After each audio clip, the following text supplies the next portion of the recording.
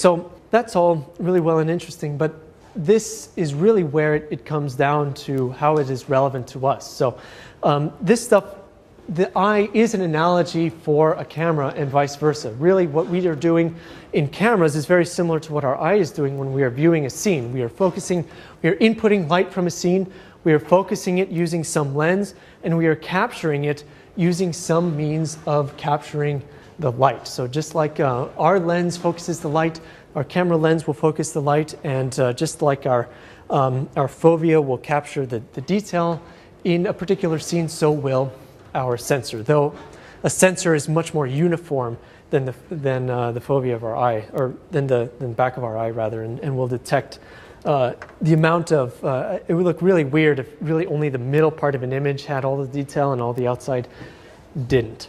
But anyway, when I was talking about photons and how increasing or decreasing the number of photons will actually increase or decrease the amount of light in the scene, this directly impacts us as photographers. And we have this concept of EV, or exposure value, where we measure how bright something is in relative terms by using a term called stop. So when we are talking about one stop brighter or one stop darker, we are talking about literally having or doubling the amount of light and therefore the number of photons that are in the scene. So if we double the number of photons in a particular scene, we can make it twice as bright for the camera. So it doesn't look to be twice as bright to us because the way that we perceive brightness is not linear, it's not a one-to-one relationship, it's actually very, very skewed in this almost logarithmic looking graph. But a camera is very literal when it is taking and recording photons from a scene. So if we have a well-exposed scene, and it looks a little bit dark here because of the projector, but this is from the photo.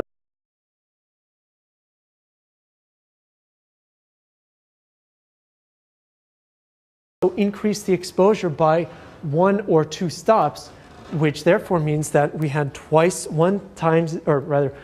as many photons, or twice and twice, so 4 times as many photons as the original scene. And so a camera sensor is very sensitive to the number of photons that it can read.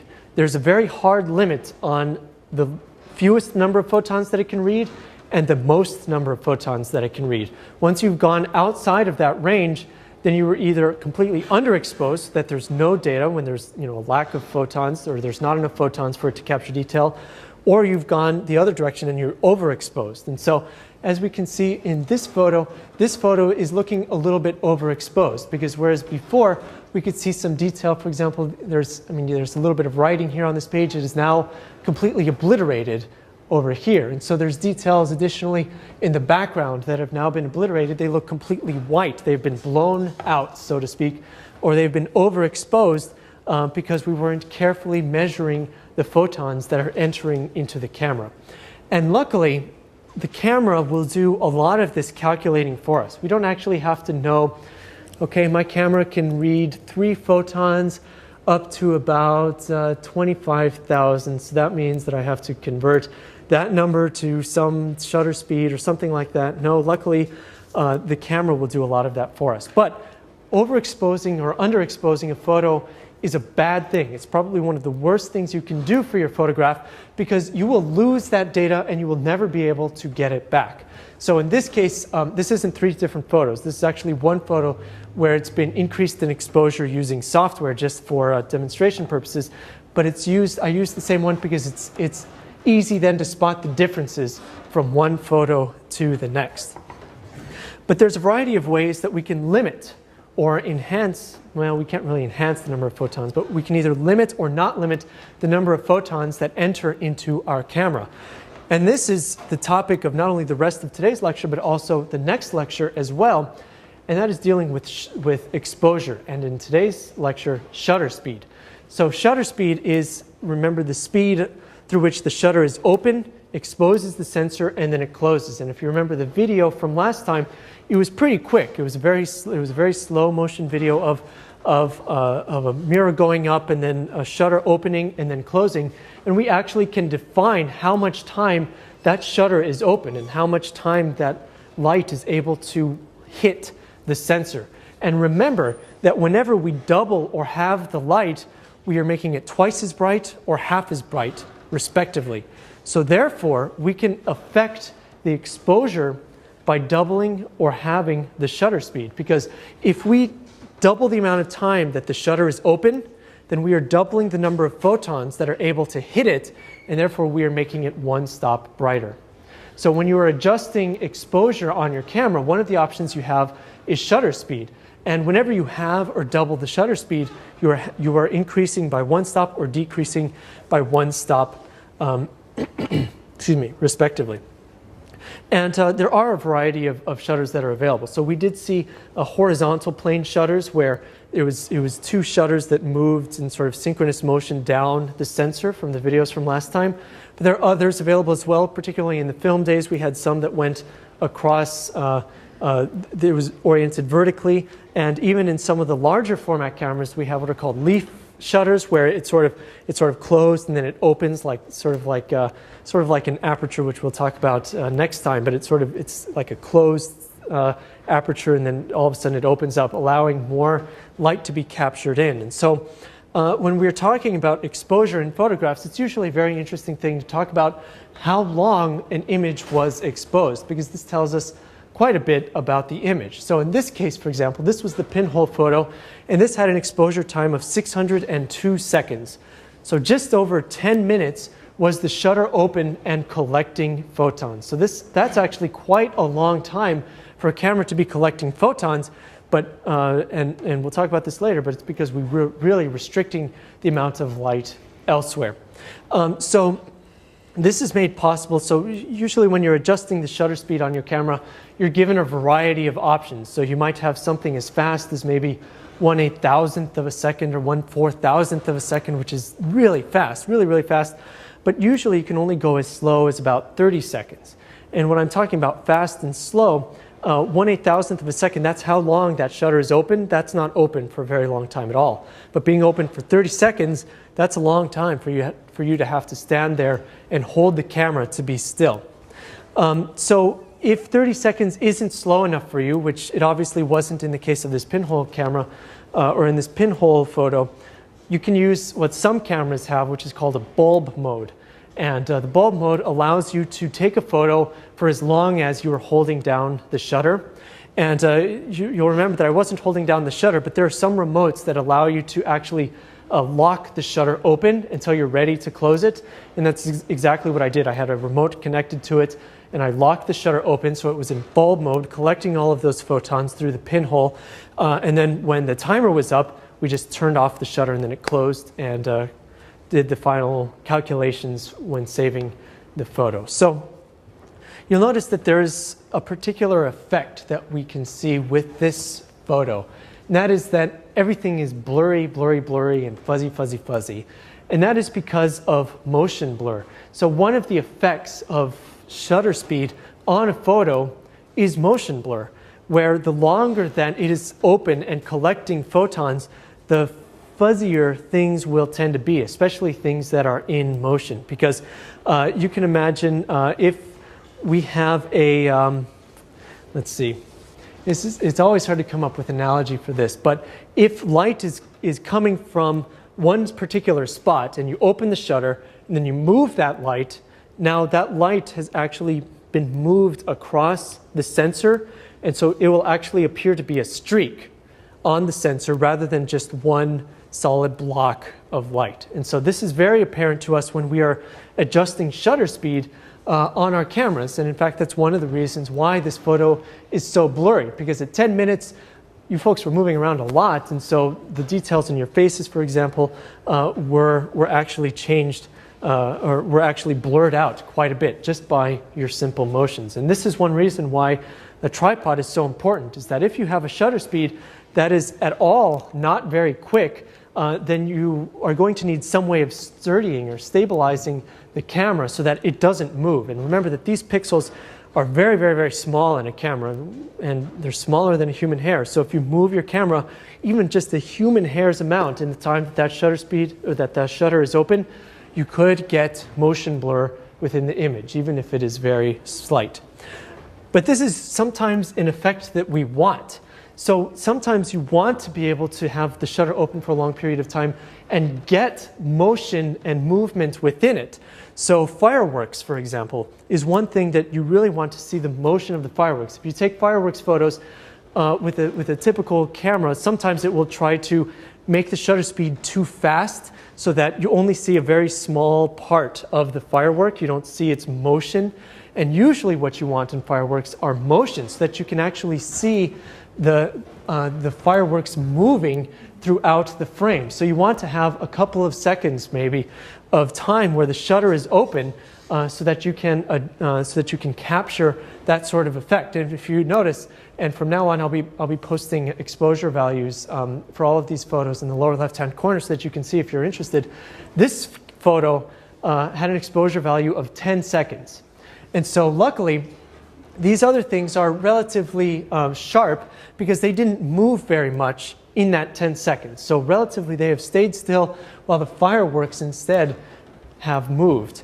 And this, and another thing about fireworks before I forget, it's really tough to get good fireworks photos unless you have a lot of wind and a really, really stable tripod.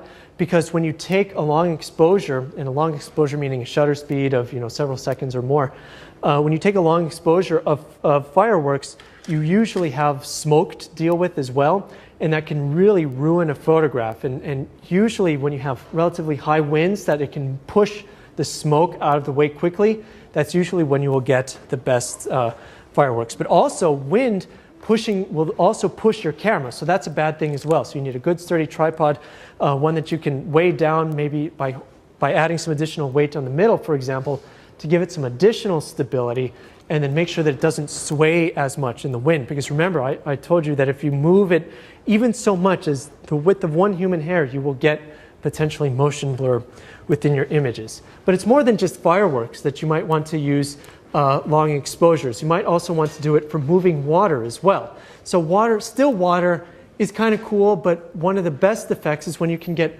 this really sort of milky white water that can result from a very long exposure. Was there a question? Yeah, I was wondering, is there any fear of damaging the sensor if you leave the shutter open for too long? Is there any fear of damaging the sensor if you leave the shutter open for too long? No, not that I know of. The worst thing that can really happen, well, there's a couple things that happen. When it's open and reading light, it's generating heat. So in very hot environments, this can be a problem because heat will cause artifacts on the screen.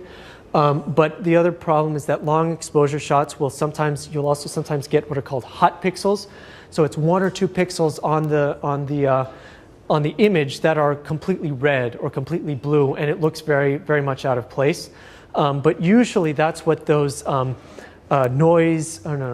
what is it called? It's long exposure correction or long exposure reduction or something like that.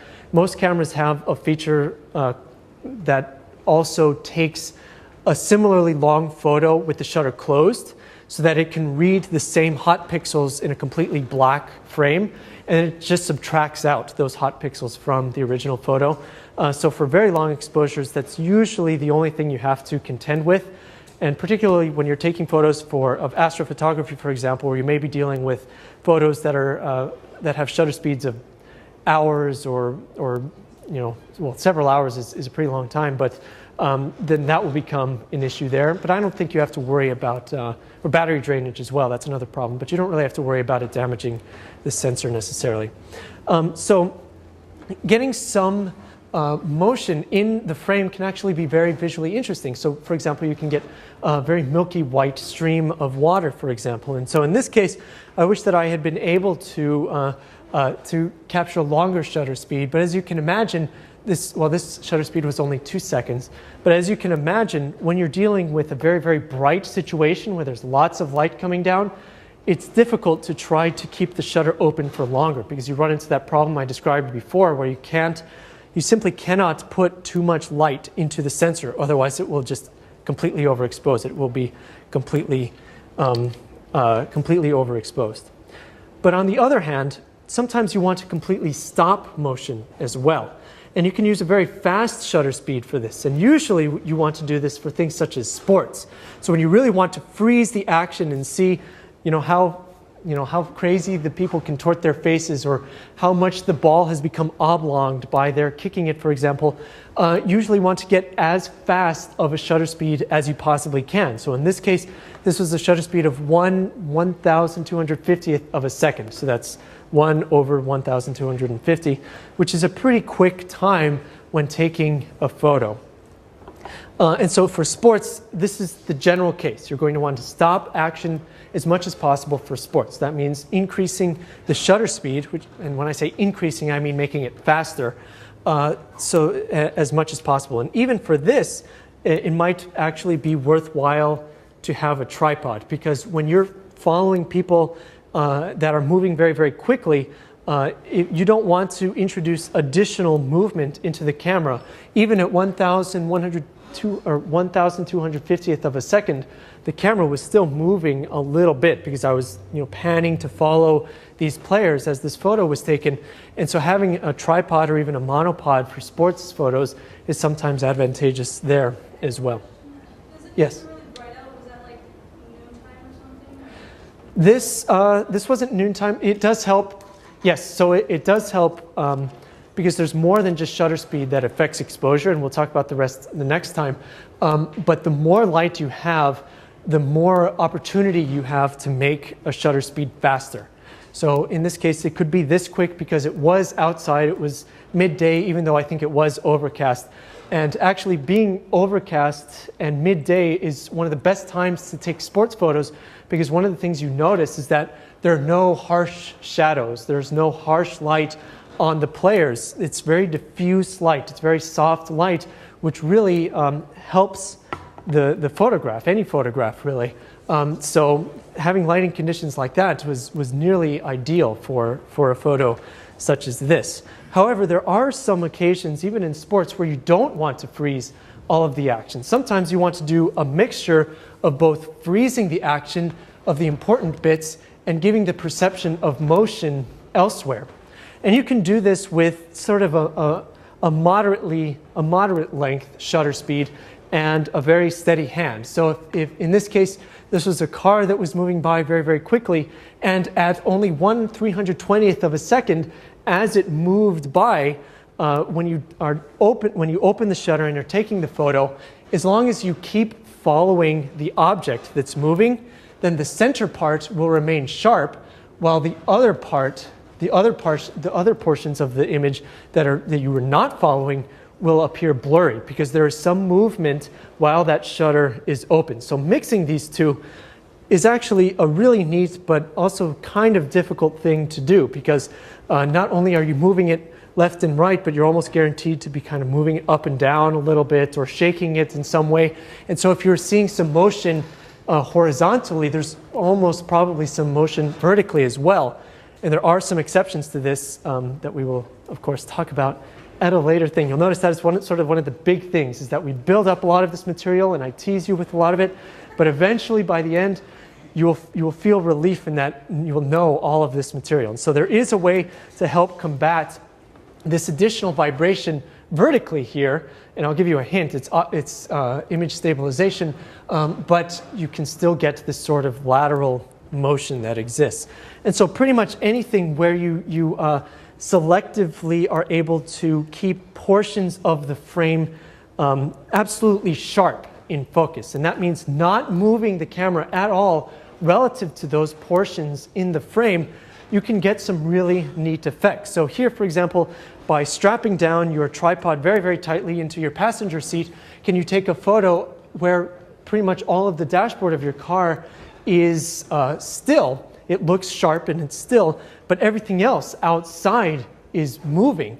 And so this was a 2.5 second exposure, so it was open for that long, and luckily it was tied down sharp. The tripod was tied down enough that the rest was able to be in sharp focus. And so having this sort of context for having when you have motion blur and something else that's also sharp in the image, can make for a very visually appealing image. And so this is, though, not only somewhat difficult to do, but you also don't want to move the tripod at all, because if you get any motion blur at all, so if I had hit the tripod, for example, or been unlucky and hit a pothole or something, then all of these portions would then appear blurry because it would have just bounced ever so slightly, just enough to do it. And so there's a very fine line between having acceptable motion blur and having unacceptable motion blur, at least from my perspective. And I think having some bits within the image to ground you in terms of the context helps a lot. So if the same image had been completely blurry, I don't think it would be as interesting or as successful, because then it's just another blurry photo among a sea of blurry photos. So in general, motion blur is bad, because you are usually getting rid of details that you want to keep. So in this case, yeah, it would have been nice to have all of the details throughout this image, and the motion blur wasn't a bad thing. But it can be a good thing depending on the particular effect that you want to have, whether it be fireworks, water, even sports, or even just some sort of artsy pic. Doesn't really matter. But really, when you stop the motion, that is how you can really get some good sports photos, as I said. So although I've shown you a lot of photos where motion blur has been mixed into it, a lot of times you actually want to eliminate motion blur as much as possible. And so that means having a lot of light and having a very fast shutter speed. And so in this case, this was one that's at 1/1000th of a second, and it was fast enough to actually capture droplets of water that are falling off of the raft. And so it's makes for a visually appealing, and though I could argue that sure, having a little bit of motion blur as that car had in it might also be visually appealing. There's, you need to use your judgment and try different things and learn your own particular style. And so, but to make some of these shutter speed values a little bit more concrete, in general, when you were taking a look at shutter speed, so let's say your camera reports to you that it wants to take a photo at a shutter speed of 1/60th of a second, for example. Now that is what it is. That's a pretty fast time. It's not fast enough to stop all motion, obviously, but it's a pretty good time. Generally, when you are looking through your camera's lens and you're about to take a photo, you should try to think about that shutter speed and the focal length of your lens. And so we'll talk about focal length, of course, as always, in a later lecture. But if you have a focal length of about 60 millimeters, and you can look on your lens to see what the focal length range is, excuse me. And when I'm talking about focal length here, I'm talking about on SLR cameras. Digital cameras or smaller compact cameras do have focal length ranges, but they're much, much smaller, so it's harder to do the same calculation. But on SLR cameras, the general rule is 1 over the focal length is the slowest shutter speed that you can take a reasonably sharp photograph.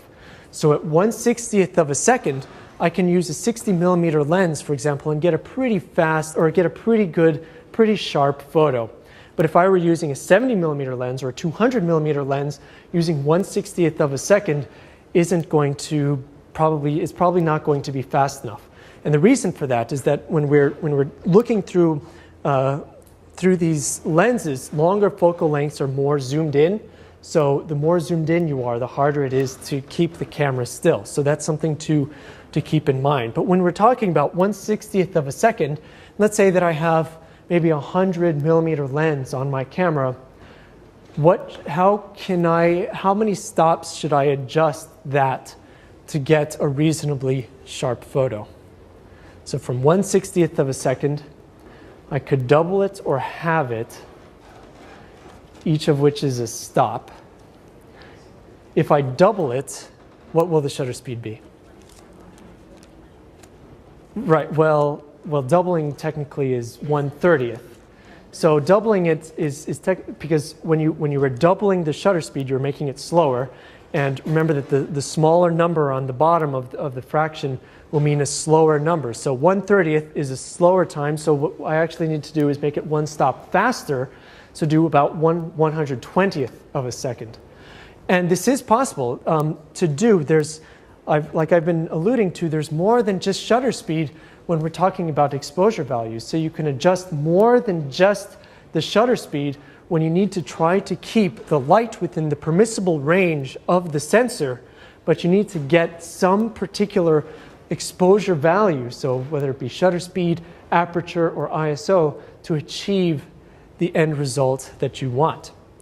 And so how we will adjust all of these things, we will talk about next week. So thank you all for coming, and we will see you next week when we continue talking about exposure values.